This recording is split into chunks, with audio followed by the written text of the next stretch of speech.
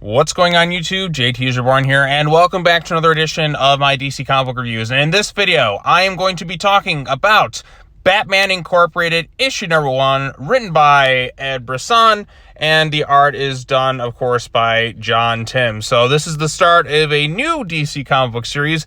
I don't know if this is going to be a limited series or whatnot, but this is Batman Incorporated. It was something done by Grant Morrison like a really long time ago. Now, I did not read every issue of Grant Morrison's Batman Incorporated, so like my knowledge isn't probably as vast as others, so a lot of these characters I'm not all that familiar with. I remember Jiro, though, like he was in the Robin book recently, but I don't know everyone in Batman Incorporated. I know the concept of it all, but I don't know everyone's, and even then, Batman isn't the focal point of this thing. This is going to be Ghostmaker, because if you remember a while back, there was a Batman annual I covered that was setting this book up, and other issues of it, setting it up and such. But basically, Batman gave leadership responsibilities of Batman Incorporated to Ghostmaker to enact Batman Incorporated and, you know, do their thing around the world and stopping crime. So that's the concept of this thing.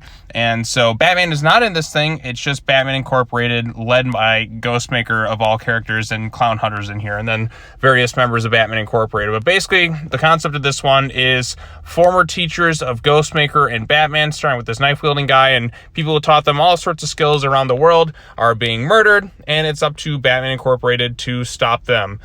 This one, of course, is written by Brisson, who I'm also reviewing the Deathstroke Inc. Story arc that he's been writing, which has been pretty entertaining for the most part, better than I expected it to be. And this issue itself, what is still enjoyable overall. Like, there's some mystery, there's some intrigue. I'm not quite as familiar with all the characters within this thing, so I think that'll probably take some time for me to kind of get used to the roster in this thing and really kind of get a grasp of who is who.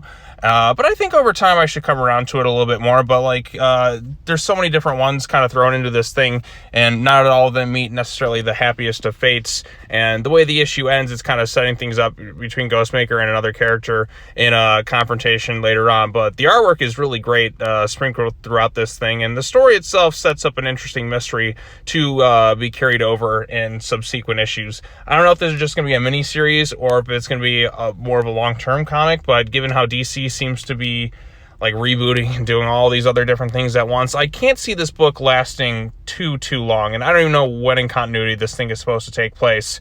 Is this post-Dark Crisis? This pre-Dark Crisis? Is it what? So we'll just have to kind of wait and see what's going on with this thing. I want to say that this is probably, like, this first story arc has got to be pre-Dark Crisis, but then again, I don't exactly know when things take place in DC Comics anymore.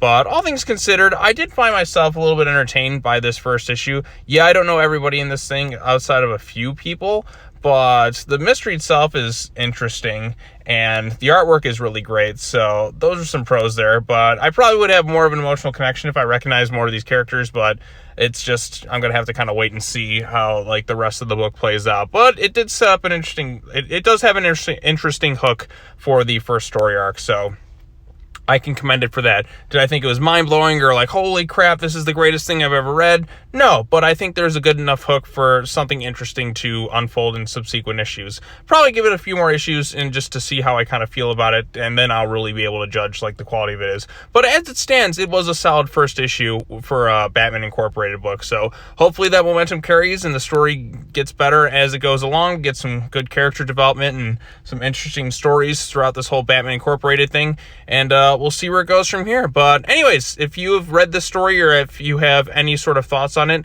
let me know in the comment section down below. Be sure to like this video, share it with your friends, subscribe to the YouTube channel for more content, hit the bell for notifications. And yeah, I think that's pretty much it for my DC Comic Books reviews for this week. I know I've covered a lot in the last 2 days. Man, it feels like I've just been talking about so many, but I think what really kind of made it feel longer was that 80-page anthology book, and also Batman Urban Legends, because that's like, what, like 140, 150 pages worth of stuff to do in like 2 videos. So that takes a while to kind of sit down and read it all. And even though I try to rush through and read as fast as I can so I can get some of these videos out early, it's just not feasible for me to try and get everything out like the first day unless I'm really lucky and such. But yeah, so there you go. That's all I gotta say. As always, take care now. Bye bye then, and I will see you all in the next video.